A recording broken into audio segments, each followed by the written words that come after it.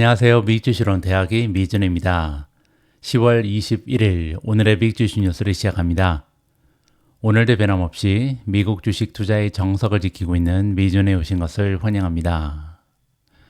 새로운 한 주가 시작되는 월요일입니다.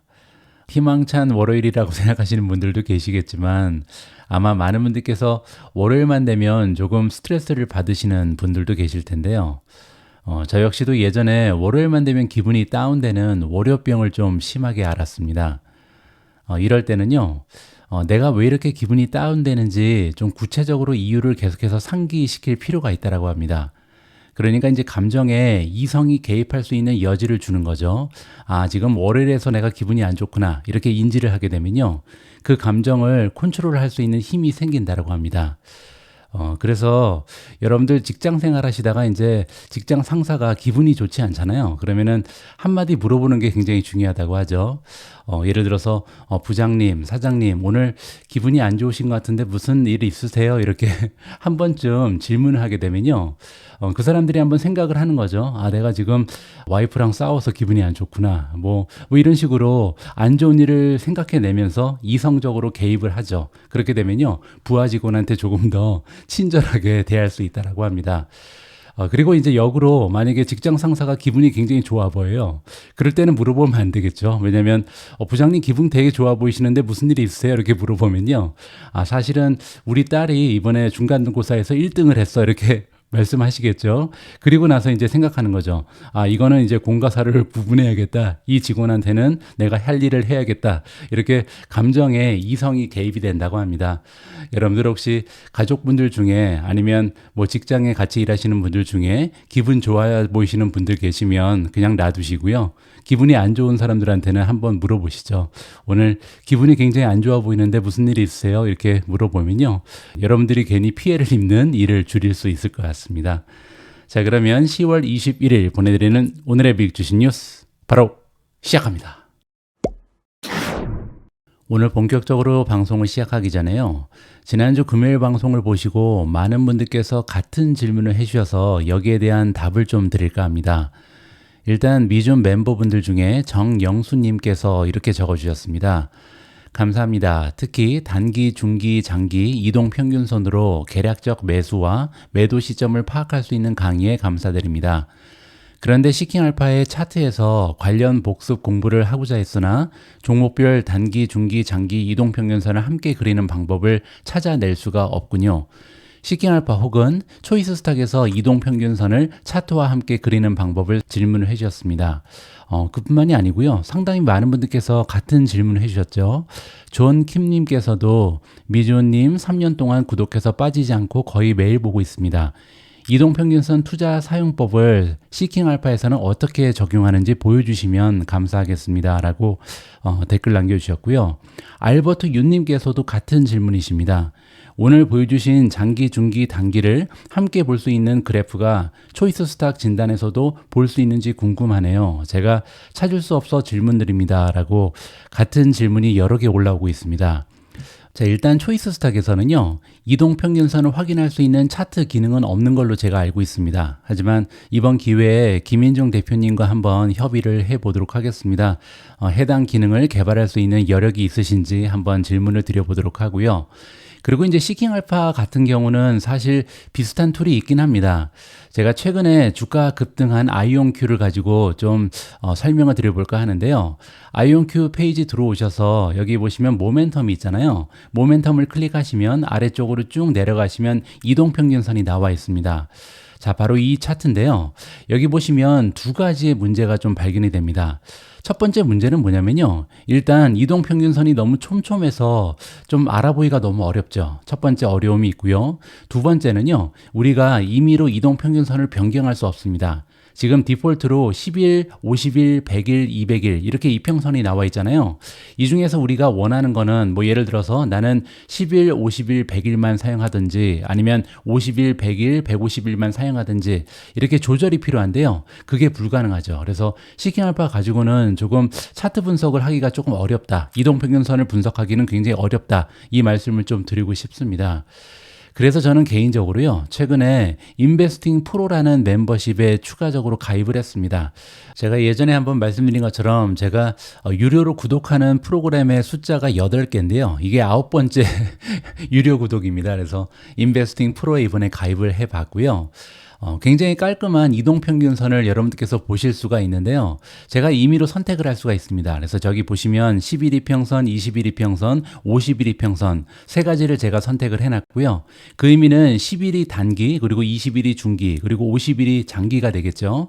자, 그리고 이 그래프를 쭉 따라가다 보면요, 결국 매수 시점이 발견이 됩니다. 바로 여기죠. 여기 보시면요, 가장 위쪽으로 지금 11이평선 단기선이 구성이 되어 있고요. 두 번째로 진한 녹색이기 때문에 21이평선이죠. 그 얘기는 중기이고요. 마지막에 가장 아래쪽에 연두색, 즉 장기선이 나와 있습니다. 자, 그리고 세 가지 선이 모두 우상향을 하고 있잖아요. 따라서 지금 이 이동평균선 구성에 따르면 아이온큐 같은 경우는요, 9월 26일 날 매수 신호가 나온 것으로 나와 있습니다. 만약에 우리가 9월 26일 날 매수를 했다면 굉장히 좀 좋은 주가의 상승을 즐길 수가 있었겠죠. 자, 이렇게 지금 investing.com의 주가 차트 분석 툴이 굉장히 좀 유용하게 이동평균선을 분석할 수 있게 도와주는데요. 문제는 멤버십 비가 만만치가 않습니다. 그래서 제가 이번 기회에 investing.com에 연락을 취했습니다. 그래서 지금 협상 중에 있는데요. 아마 조만간 굉장히 좋은 소식을 여러분들께 전달해 드릴 가능성이 있습니다. 이번에도 초이스 스탁과 마찬가지로 굉장히 좀 저렴한 가격에 멤버가 되실 수 있는 혜택을 미중 구독자분들을 위해서만 제공을 해 주실 것 같습니다. 조만간 업데이트 소식을 전달해 드릴 수 있도록 하고요. 아무튼 지금 현재로서는 시킹알파 그리고 초이스 스탁을 이용해서는 이동평균선 투자법을 사용하기는 조금 어려운 사항이다라고 말씀드릴 수가 있을 것 같습니다. 월요일입니다. 오늘도 지난 한 주 동안 미국 증시에는 어떤 일이 있었는지 시황부터 정리하도록 하겠습니다. 제가 S&P 500의 기간을 일주일로 바꿔놨는데요. 한눈에 딱 봐도 지난주에도 상승장이 이어졌구나, 우리가 눈치를 챌 수가 있는 거고요. 몇 가지 특징을 좀 짚어보면요. 첫 번째로 섹터별로 퍼포먼스를 보면요, 경기 순환주가 가장 좋았습니다. 보시면 컨슈머 시클리컬, 즉 예를 들어서 우리가 임의 소비재라고 부르는 섹터는 대부분이 녹색이죠. 그리고 밑으로 내려오면요, 파이낸셜이 굉장히 좋았습니다. 어닝 시즌이 시작이 됐는데 굉장히 좋은 어닝 실적을 발휘하면서 금융주가 전반적으로 굉장히 좋은 랠리를 펼쳤습니다. 그리고 우리가 보통 경기 순환주 그러면 에너지 역시도 경기 순환주인데요. 보시는 것처럼 다 빨간색이죠. 이 얘기는요, 에너지 가격이 떨어졌다는 얘기죠. 따라서 인플레이션도 잠잠해질 가능성이 굉장히 높아졌다. 전반적으로 굉장히 긍정적입니다. 하지만 한 가지 안타까운 부분은요, 우리가 애정하는 테크주들은 빨간색이 많이 발견이 되죠. 그 얘기는요, 자금이 순환되기 시작했다는 거죠. 즉 지금까지 미국 증시를 이끌어왔던 메가테크 기업들의 색깔이 굉장히 칙칙해지면서 많은 자금이 여러 가지 섹터로 이동하고 있다. 이렇게 우리가 시장의 폭의 확장 현상을 확인해 볼 수가 있겠습니다. 실제로 S&P 500의 상승 추세를 보시면 0.6% 일주일 동안 올라갔는데요. 나스닥은 이에 미치지 못했습니다. 0.34% 소폭으로 상승을 했고요. 자, 그리고 한 가지 더 보여드릴 텐데요. 인베스코 S&P 500 Equal Weight ETF입니다. 티커 네임은 우리가 RSP라고 부르는 ETF인데요. 이건 뭐냐면 S&P 500에 속해져 있는 500대 기업을 균등한 비중으로 투자하는 ETF입니다. 그런데 ETF 같은 경우는 아까 S&P 500보다 훨씬 더 좋은 상승 추세를 만들어냈죠. 1.08% 올라갔잖아요. 그 얘기는 시장에 자금이 퍼지고 있다. 여러 가지 섹터로 자금이 이동하고 있다는 것을 살펴볼 수가 있겠습니다. 그뿐만이 아닙니다. 러셀 2000 같은 경우는 지난주에 1.9%나 상승했거든요. 따라서 드디어 이제 테크주만 달리던 추세는 끝났고 여러 가지 다양한 종목, 다양한 섹터로 투자 자금이 이동한다는 것을 다시 한번 확인해 볼 수가 있겠습니다. 따라서 시장의 폭은 굉장히 넓어졌겠죠. S&P 500의 시장폭, 마켓 브레스를 보시면요. 현재 S&P 500을 구성하는 500대 기업 중에 모멘텀이 뛰어난 종목은 76.14%나 되고요. 장기적인 추세가 좋은 종목은 80%에 육박하는 78.7입니다. 따라서 지금 현재도 모든 종목이 달리는 추세가 이어지고 있다. 이렇게 정리가 가능할 것 같습니다. 다음에는 지난 한 주 동안 미주온 탑픽의 성적입니다. 아무래도 테크주가 많이 있기 때문에 조금 좋지 않은 추세를 보이는 종목들이 보이는데요. 그럼에도 불구하고 상승한 종목의 수가 더 많았습니다. B2 같은 경우는 17.6% 올라가면서 가장 좋았고요. 두 번째로 비트코인이 9.8%나 상승하면서 68,380에 가 있습니다. 세 번째로 소형주의 레버리지를 쓰는 TNA가 5.65% 상승했고요. 네 번째로 어닝 결과 좋았던 TSMC가 플러스 5.23, 마이크론 테크놀로지가 플러스 3.96, 엔비디아 플러스 2.37, IWM이 1.98% 급등했습니다. 그 밖에도 테슬라가 플러스 1.33, 마이크로소프트 플러스 0.44, 구글이 0.12% 올라가면서 상승 추세를 지켜냈고요. 나머지 종목은 떨어졌습니다. 브로드컴이 마이너스 0.88, 앱러빈이 마이너스 1.21, 팔란티어 마이너스 1.24, 메타 마이너스 2.28, AMD 마이너스 7.10, 우버가 8.32% 떨어졌고요. 마지막으로 제타가 11.90% 떨어지면서 가장 좋지 않은 추세를 만들어냈습니다. 지난주부터 제가 계속 말씀드린 것처럼 현재 시장에서 가장 유력한 부분은요. 첫 번째, 인공지능으로 대표되는 AI 수혜주죠. 따라서 테크주라고 해서 모두 좋은 것은 아니고요. 인공지능과 관련되어 있는 테크주는 계속해서 상승 추세를 유지한다. 이게 첫 번째죠. 두 번째는 비트코인입니다. 현재 경제 상황과 맞물려 있는 비트코인이 가장 좋은 상승 추세를 만들어낸다. 기억할 필요가 있고요.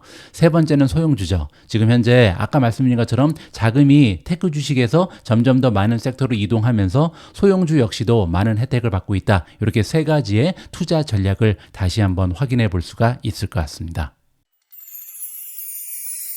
제가 매주 월요일 날 그 전주의 미국 증시 시황을 정리해 드리잖아요.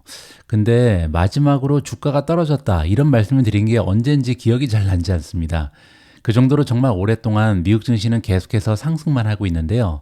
무려 6주 동안 단 한 번도 떨어지지 않았다고 합니다. 그래서 이번에는요, 이렇게 계속 올라가도 좋은지 여기에 관련된 이야기를 좀 들어볼까 합니다. 차트 5개가 보여주는 미국 증시의 탐욕이라는 제목인데요. 과연 지금 미국 증시는 어느 정도의 탐욕을 부리고 있는지 직접 한번 확인을 해 보시죠. 2024년 미국 주식시장의 기록적인 상승세는 둔화될 기미가 보이지 않는다. 오히려 더 많은 업종과 기업이 상승 추세에 참여하면서 활기를 띠고 있다. 이 얘기는요, 시장의 폭이 계속해서 확대되고 있다. 자금이 순환하고 있다. 이 얘기를 해주는 거죠. 최근에 시장 모멘텀이 폭발하면서 S&P 500 지수는요, 금요일에 또 한 번 커다란 이종표를 세웠습니다. 그건 뭐냐면요, 2024년 47번째 사상 최고치를 경신했거든요. 엄청난 거죠. 1년이 52주잖아요. 근데 벌써 2024년이 끝나지도 않았는데 47번째 사상 최고치를 기록했다. 정말 대단한 모멘텀입니다. 그리고 또한 6주 연속 상승으로 지난해 12월 이후에 최장 연승 행진을 기록하고 있는 중입니다. 2022년 10월에 시작된 강세장은요, 지금까지 매번 회의론자들의 예상을 뒤엎었습니다. 더 많은 섹터가 S&P 500 지수의 상승에 기여하면서 2023년과 2024년 상반기 시장 상승의 대부분을 주도했던 소수의 대형주 기술주에 대한 의존도가 낮아지고 있고요. 여름부터 상승 추세가 있는 대형주의 수가 증가하고 있고 심지어 소형주까지 상승세에 동참하고 있다. 따라서 시장의 폭이 넓어지는 것은 굉장히 긍정적인 신호고요. 그 얘기는 아직까지 더 달릴 수 있는 여력이 있다. 이렇게 긍정적으로 해석이 가능하겠죠. 하지만 이러한 열기는 식지 않는 가운데 월가의 일부에서는요, 투자자들이 잠재적 위험에 너무 익숙해져 있는 것이 아닌지 우려하기 시작했다라는 목소리가 나오고 있습니다. 시티그룹의 전략가들은요, 금요일에 주식의 높은 밸류에이션은 어닝 보고서와 경제 데이터가 계속해서 인상적이어야 한다는 것을 의미한다. 이렇게 경고의 메시지를 날렸습니다. 연이은 20% 이상의 지수 상승과 경기 침체 상황을 벗어난 경기 지표가 안일한 분위기를 조성하고 있다. 시티의 스콧 크로너트의 의견이고요. 지금 현재 주식이 올라가는 것은 어떻게 보면 굉장히 당연합니다. 시장에 겹경사가 났잖아요. 첫 번째는 금리가 떨어지고 있죠. 기준금리가 앞으로도 계속해서 떨어질 가능성이 높고요. 두 번째로 경제가 혹시 리세션에 빠지면 어쩔까 이런 걱정이 있었는데요. 리세션의 확률은 굉장히 적어 보입니다. 경기가 오히려 너무나 튼튼한 거 아니야? 이런 느낌이 날 정도잖아요. 따라서 지금 환경은 굉장히 좋다. 자, 그럼에도 불구하고 시티에서 얘기하는 것은 뭐냐면요, 이렇게 멋진 상승 추세가 지속되기 위해서는 앞으로 어닝 시즌이 굉장히 강력한 어닝을 계속해서 보고해야 되고요. 발표되는 경제 데이터 역시도 굉장히 좋아야 된다. 물론 이렇게 두 가지가 계속 좋은 추세를 나타나게 되면 미국 증시는 추가적으로 달릴 수 있다. 이렇게 역으로도 해석이 가능할 것 같습니다. 다음에는 레이몬드 데임스에서 일하고 있는 최고 투자 책임자 레리 아담인데요. 자, 이 전문가는 별도의 보고서에서 투자 심리, 포지셔닝, 밸류에이션에 대한 몇 가지 지표를 지적하면서 더욱 신중해졌다. 이렇게 이야기했습니다. 자, 여기에서 어떤 얘기를 하는 건지 하나하나씩 좀 설명을 드리도록 하겠습니다. 자, 첫 번째로요. 주식의 풋콜 비율이 1년 만에 최저치를 기록하고 있다고 합니다. 풋옵션은 주식의 하락에 베팅하는 거다. 그리고 콜옵션은 주식의 상승에 베팅하는 거잖아요. 자, 그런데 지금 콜에 비해서 풋이 거의 없다는 겁니다. 모든 사람들이, 모든 투자자들이 상승에만 베팅한다. 이렇게 보시면 되겠죠. 지난주에 이 지수는요. 2023년 7월 11일 이후 가장 낮은 수준인 0.44까지 떨어졌다고 합니다. 따라서 이 얘기는 뭐냐면요. 100명이 상승에 베팅을 하면 하락에 베팅하는 사람은 44명밖에 되지 않는다. 이런 식으로 해석이 가능하겠죠. 그리고 과거에 이 비율이 이렇게 극단적인 최저치로 떨어지게 되면요. 종종 하락이 뒤따랐었다. 왜냐하면 지나치게 뜨거웠기 때문에 기술적인 조정을 받을 가능성이 있다. 이렇게 얘기하는 거죠. 자, 여기 나와 있습니다. 지금 현재 풋콜 레이시오가 역사적으로 봤을 때 굉장히 낮은 수준이라는 것을 직접 그래프로 확인해 볼 수가 있겠죠. 자, 두 번째는요. 레버리지 선물 투자가 굉장히 많이 늘어나고 있다고 합니다. 10월 8일까지 자산운용사의 S&P 500 선물 순매수 포지션은요. 4주 연속 100만 계약 이상으로 유지되고 있다고 합니다. 자, 그런데 마지막으로 이 정도로 포지션이 길게 늘어나는 것은요. 2020년 2월 코로나19 폭락 직전이었다. 따라서 그때 이렇게 엄청나게 많은 자금이 이 선물 순매수 포지션으로 몰린 다음에 무려 25%나 주가가 떨어졌었잖아요. 따라서 지금도 불길하다. 이렇게 얘기하는 거죠. 이 순매수 포지션은요, 미국 증시의 랠리가 계속될 것이라는데 무려 3,060억 달러의 이상을 베팅한 것이다. 따라서 지금은 엄청나게 뜨겁다. 이렇게 지금 해석이 가능합니다. 선물 트레이더들은 일반적으로 마진으로 거래하기 때문에 이러한 포지션은 일반적으로 레버리지에 의해 강화되는 경향이 있다. 따라서 시장이 예상치 못한 방향으로 움직이게 되면요. 변동성에 매우 취약할 수 있다고 합니다. 왜냐면 지금 많은 자금이 들어오고 있는데 이 자금 중에 일부가 레버리지라는 거죠. 따라서 만약에 시장의 분위기가 하락적으로 기울게 되면요. 지금 레버리지를 쓴 투자자들이 굉장히 어려움을 겪으면서 급락할 가능성도 있다. 이렇게 정리가 가능할 것 같습니다. 자, 세 번째는요. 내부자 매입의 둔화입니다. 제가 매번 말씀드린 것처럼 내부자들이 주식을 파는 것은요. 굉장히 여러 가지 이유가 있을 수 있죠. 사랑하는 딸과 아들이 결혼을 할 수도 있는 거고요. 굉장히 좀 어려운 일이 갑자기 생겨서 누가 아프거나 이런 일 때문에 큰 돈이 필요할 수도 있는 거고요. 차를 새로 산다든가 아니면 굉장히 좀 고가의 상품을 구입할 가능성도 있죠. 자, 이렇게 주식을 파는 데는 수많은 이유가 있습니다. 하지만 주식을 사는 데는 단 한 가지 이유밖에 없죠. 내가 일하고 있는 기업에 주가가 올라갈 것을 예상하니까 주식을 사는 거잖아요. 자, 그런데 문제는요. 최근에 회사 주식을 매입하는 내부자의 수가 2021년 9월에 마지막 보였던 수준으로 감소했다고 합니다. 자, 여기 그래프를 보시면요. 최저점까지 내려왔죠. 따라서 지금 자기가 일하고 있는 기업에 주식을 사는 사람들이 굉장히 적어졌다. 이렇게 보실 수가 있습니다.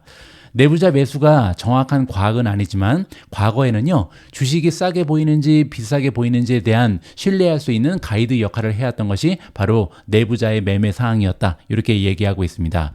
따라서 지금 현재로서는요. 굉장히 비싸다는 것을 내부자들 역시 인지하고 있다. 이렇게 해설이 가능할 것 같습니다. 네 번째는요. 밸류에이션입니다. S&P 500 지수에 포함된 기업들이 내년 한 해 동안 거둘 것으로 예상되는 수익과 S&P 500 지수의 가격을 비교하는 지표가 있습니다. 이걸 우리가 선행 주가 수익 비율, 즉 포워드 PER이라고 부르잖아요. 자, 그런데 이번 주 초에 S&P 500의 포워드 PER은요. 2021년 7월 이후에 최고치를 기록했다고 합니다. 자, 여기가 2021년 7월인데요. 그리고 나서 이렇게까지 높게 올라온 적이 없다는 거죠. 자, 그런데 이게 다가 아닙니다. 여기 보시면요. 다른 측면에서 보면 주식은 2021년보다 오히려 더 높은 밸류에이션을 지니고 있다. 이게 무슨 말이냐면요. S&P 500의 기업들이 향후 12개월 동안 기록할 것으로 예상되는 매출 수치와 비교한 것, 즉 포워드 PSR이죠. Price to Sales Ratio를 보면요. 2000년 9월 닷컴 시대 정점을 찍은 이후 가장 비싼 수준까지 올라갔다 합니다. 따라서 우리가 만약에 밸류에이션 측정 기준을 PER이 아니라 PSR로 바꾸게 되면요. 지금 현재 밸류에이션 수준은 닷컴 버블 이후에 전례가 없었던 너무나 높은 수준이다. 지금 그렇게 얘기하는 거죠. 저는 개인적으로요, PSR을 살펴보는 것은 조금 좋은 방법은 아니라고 생각을 합니다. 그 이유가 뭐냐면요, 닷컴 버블 시대에는 기업들이 제대로 어닝을 만들어내지 못하던 시대였습니다. 그때는요, 적자 기업들이 굉장히 주가가 많이 달렸었거든요. 지금은 상황이 많이 다르죠. 왜냐면 뭐 예를 들어서 엔비디아 같은 경우에 순이익 마진을 보시면요, 무려 55.04%입니다. 과거 엔비디아의 순이익 마진은 31%였거든요. 그 정도로 지금 현재 많은 테크 기업들은요, 순이익 마진이 기하급수적으로 올라가고 있습니다. 왜냐하면 그 중심에는 인공지능이 있죠. 따라서 인공지능은 제가 여러 번에 걸쳐서 말씀드린 것처럼 매출만 올려주는 효과가 아니고요, 기업들의 마진을 향상시킬 수 있는, 효율성을 증대시키고 생산성을 향상시킬 수 있는 힘이 있습니다. 따라서 과거의 PSR과 지금 PSR을 비교하는 것은 별로 도움이 되지 않는다. 하지만 그럼에도 불구하고 PER이 상당히 높은 수준까지 올라가 있는 것은 사실인 것 같습니다. 자, 마지막으로요, 주요 기술적 지표가 과매수 영역에 가까워졌다고 합니다. 이건 무슨 얘기냐면요, 우리도 잘 알고 있는 14일 상대 강도 지수를 얘기하는 겁니다. Relative Strength Index죠. RSI가 월요일에 7월 이후 최고치를 기록했다고 합니다.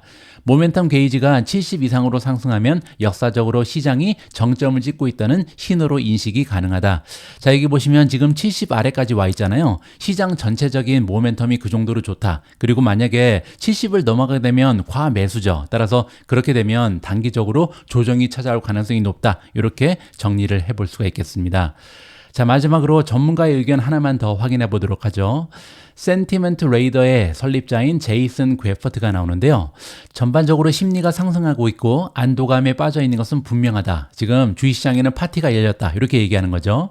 그럼에도 불구하고 주가는요, 자체 모멘텀을 계속 유지하는 한 계속 상승할 수 있다라고 괴퍼트는 덧붙였습니다. 그에 따르면요, 더 우려하기 전에 일단은 개별 주식이 약세를 보일 때까지 기다리고 있다. 따라서 모멘텀이 꺼질 때까지는 이렇게 주가가 올랐다는 이유만으로 주식을 정리하면 안 된다. 이러한 조언을 해주고 있는 거죠. 따라서 지금 현재 우리 투자자 입장에서는요, 시장이 과열화되고 있다. 이 점은 인지할 필요가 있고요. 빠르게 대응할 수 있는 대응책을 마련해야겠죠. 그리고 또 한 가지, 그럼에도 불구하고 내가 들고 있는 주식의 모멘텀이 꺾이기 전까지는 섣불리 주식을 또 매도해서는 안 된다. 따라서 제 생각에는요, 여러분들이 가지고 있는 현금 비중에 따라서 적절하게 대응을 했으면 합니다.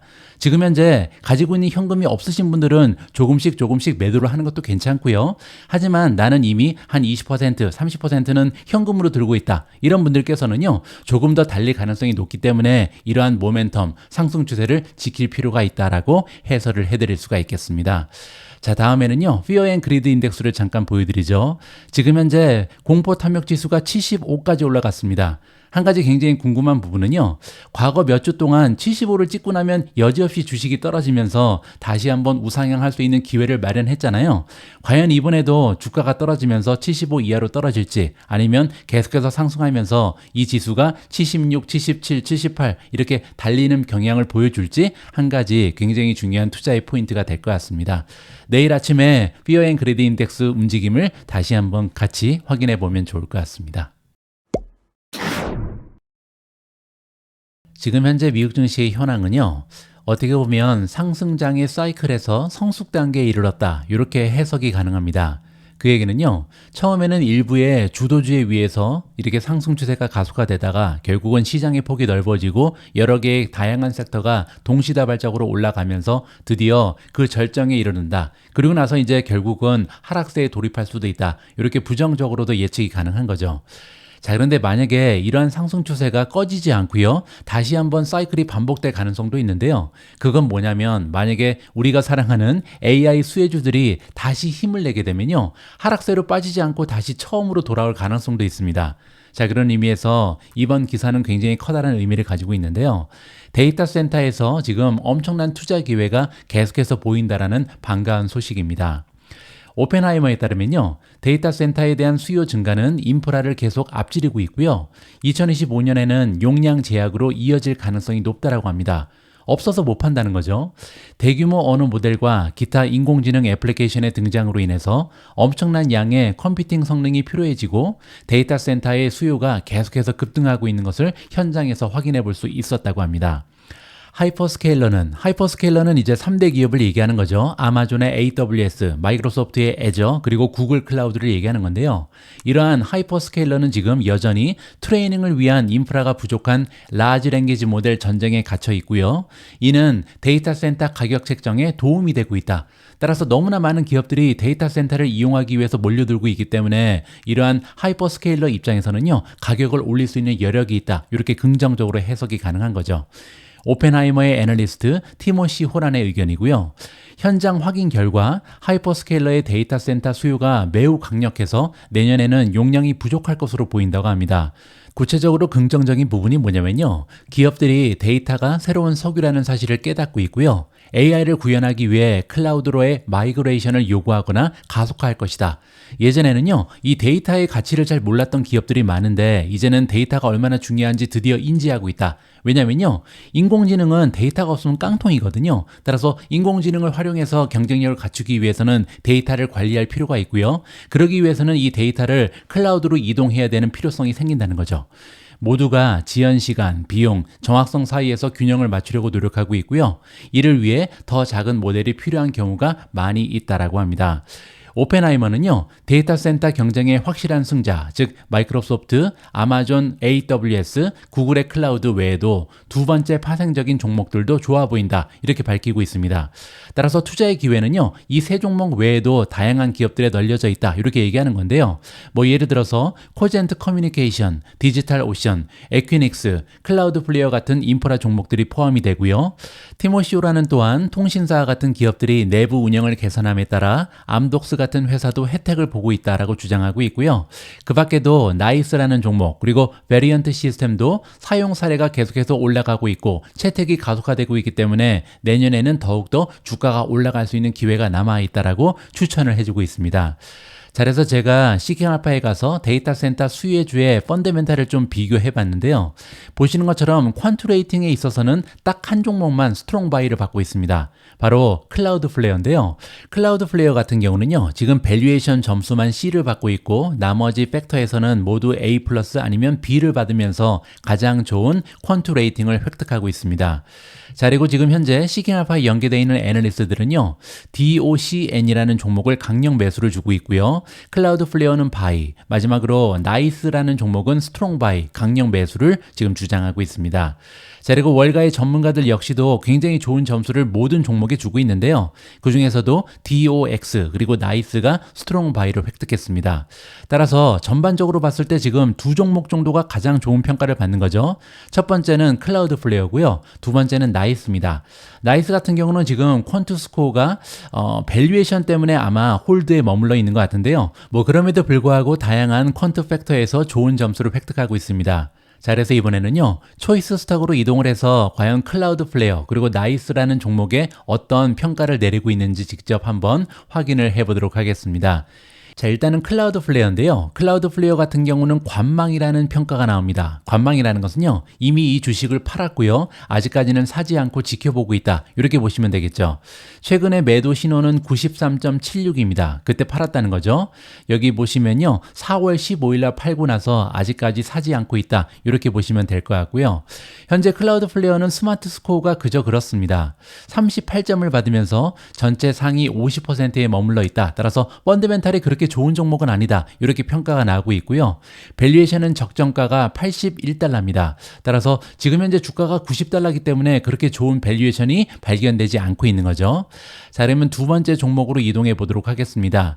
두 번째는 나이스인데요. 나이스는 보유입니다. 이 얘기는요, 이미 매수를 했고 아직까지 팔지 않고 지키고 있다. 이렇게 보시면 되겠죠. 언제 샀는지 보시죠. 자, 여기 나와 있는데요. 뭐 샀다 팔았다를 반복했습니다. 가장 최근에는 171.09달러에서 매수를 한 것으로 나와 있고요.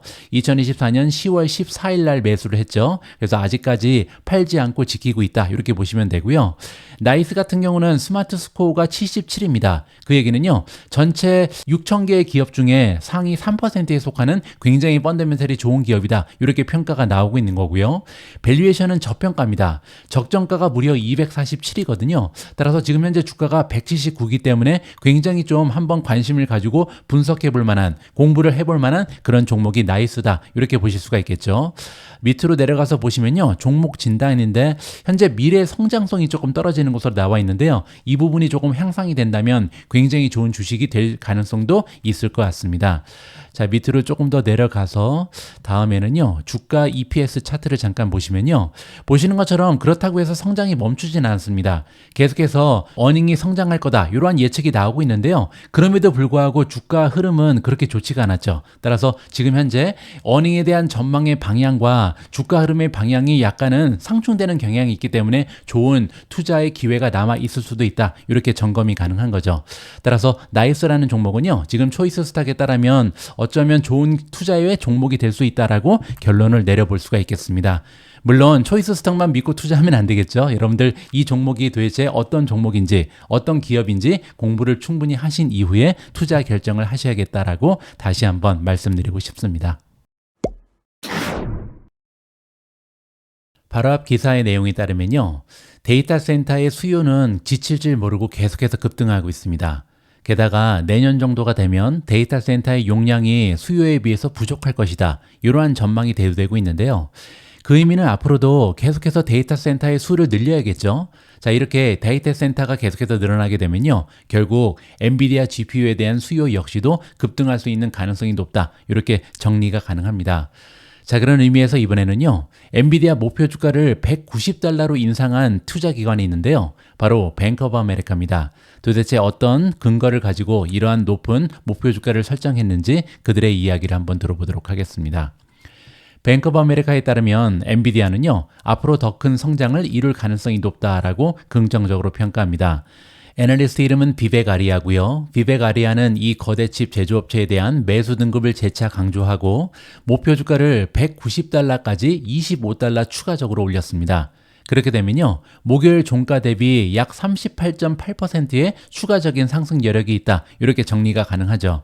자, 그런데 문제는요. 2024년에 주가가 이미 176%나 올라가는데 추가적으로 40% 더 달릴 것이다.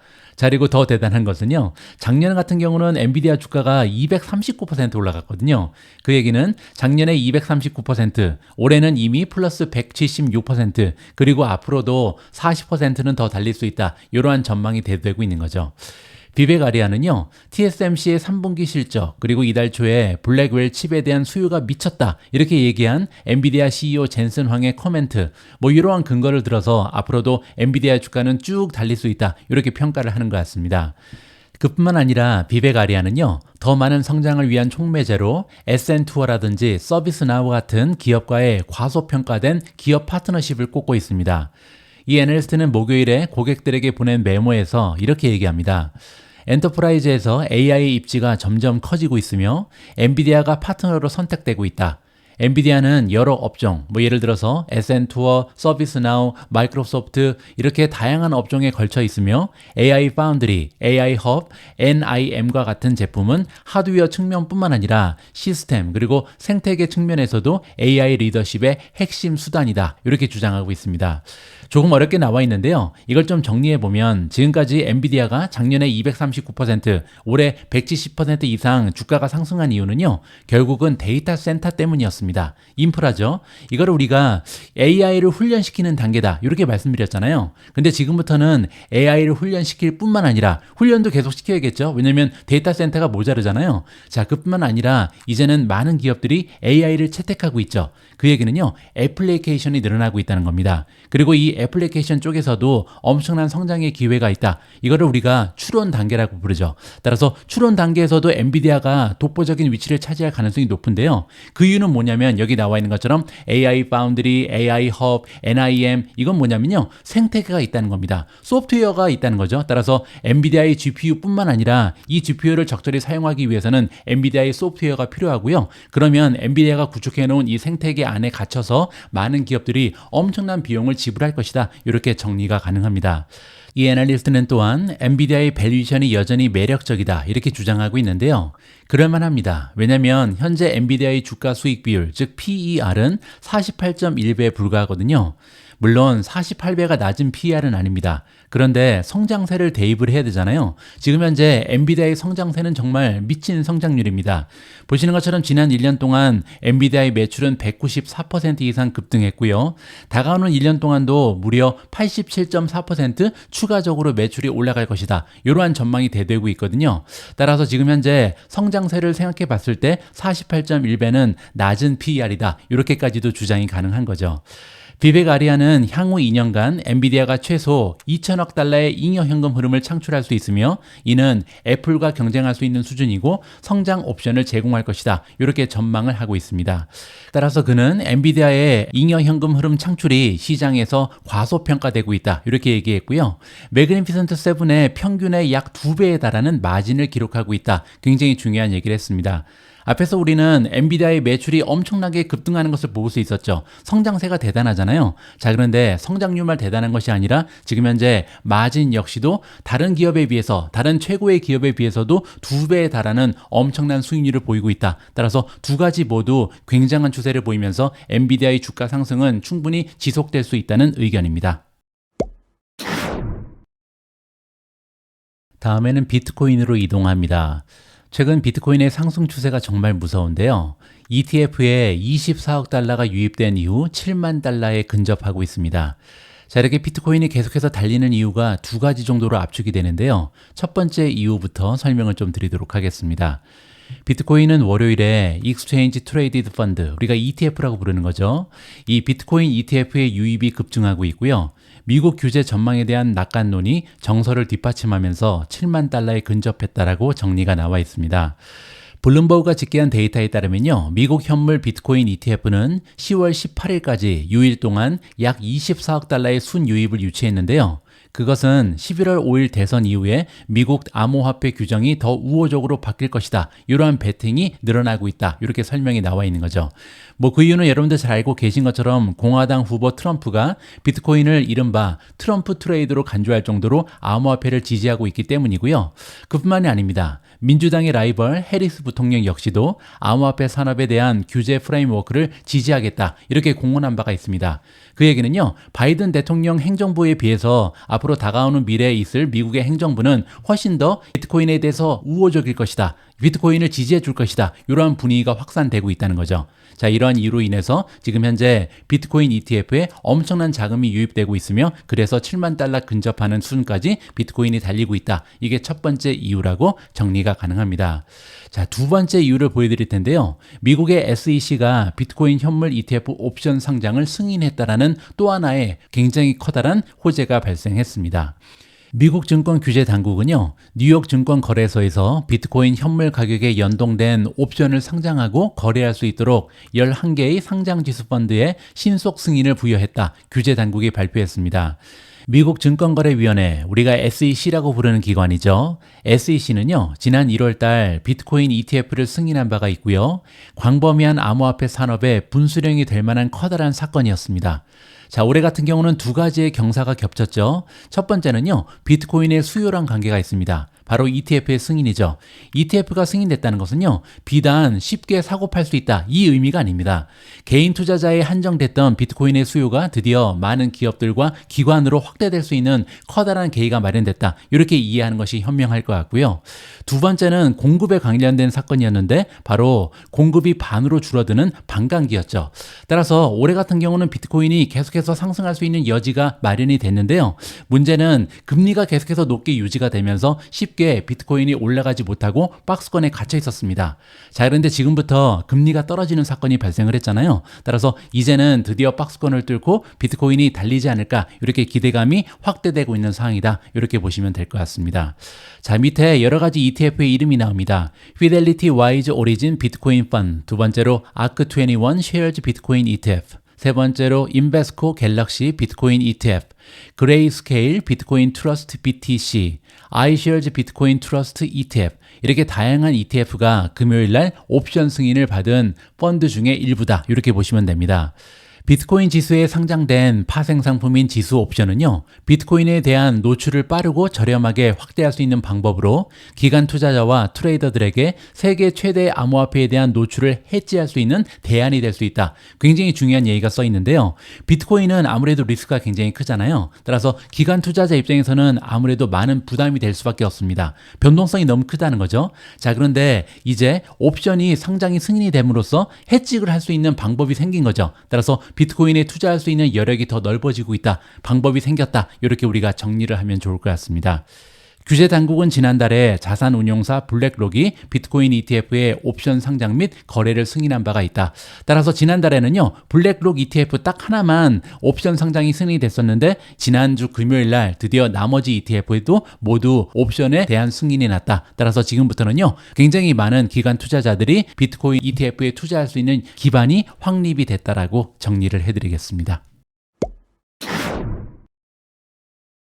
오늘 마지막으로 준비된 기사는 테슬라 관련된 호재입니다. 테슬라의 사이버 트럭이 히트작으로 밝혀졌다라는 좋은 소식인데요. 어떤 내용인지 한번 읽어보시죠. 테슬라 사이버 트럭은 2019년에 프로토타입이 공개된 이후 논란이 되어 왔다. 왜냐면요, 모양이 이상하고 제조하기 어렵고 비쌌기 때문이다 라고 설명이 나와 있는데요.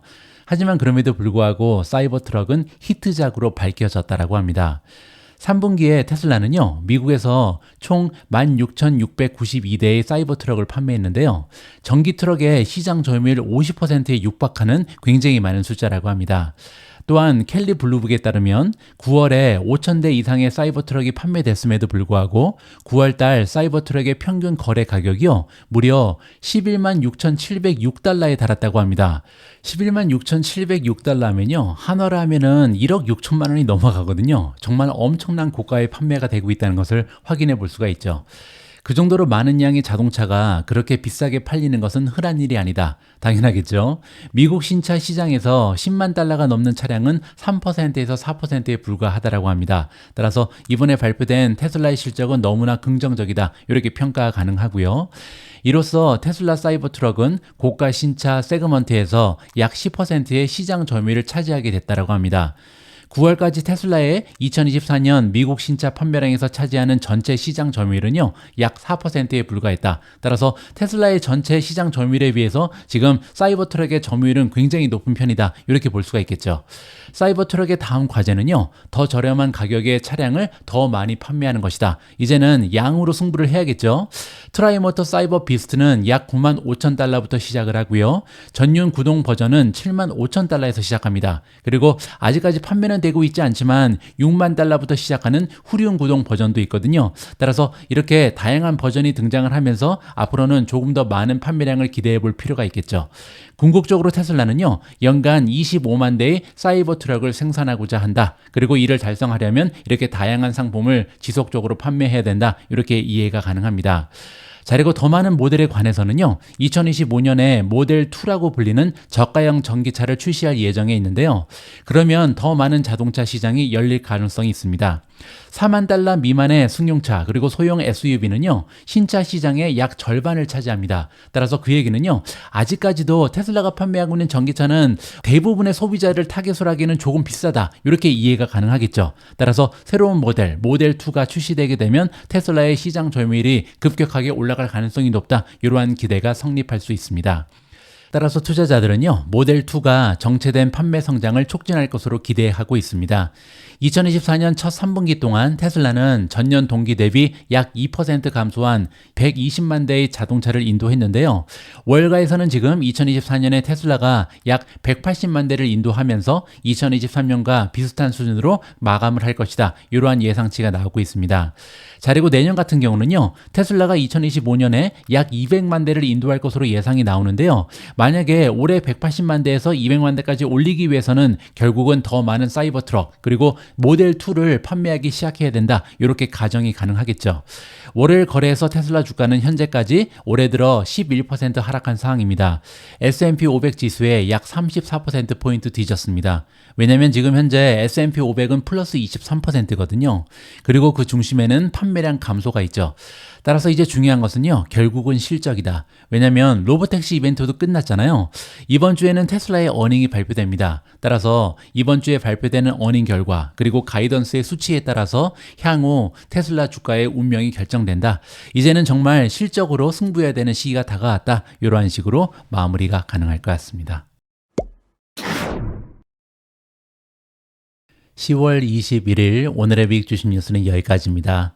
새로운 한 주의 첫 번째 방송 함께 해주셔서 감사합니다. 오늘은 소중한 멤버분께서 남겨주신 후기를 읽으면서 마무리를 하도록 하겠습니다. 행운 감자님께서 작성해 주신 후기고요. 4년째 미주님을 뵙고 있어요. 다른 미국 주식 관련 유튜브나 카페도 가입하고 공부해봤지만 미주님처럼 성실한 분은 보지 못했어요. 저만 잘 따라가면 수익을 낼 수 있어요. 미국 주식 시작한 뒤 생활에 활력소가 생기고 미준 유튜브 방송과 팬딩을 통해 공부한 내용으로 수익이 날 때까지 기쁨은 매달 정기 결제비가 하나도 아깝지 않을 정도로 값어치가 있습니다. 감사합니다, 미준님. 저도 감사합니다, 행운 감자님. 우리 모두가 미국 주식 투자로 은퇴하는 그날까지 다 함께 화이팅입니다. 행복한 하루 되세요. 감사합니다.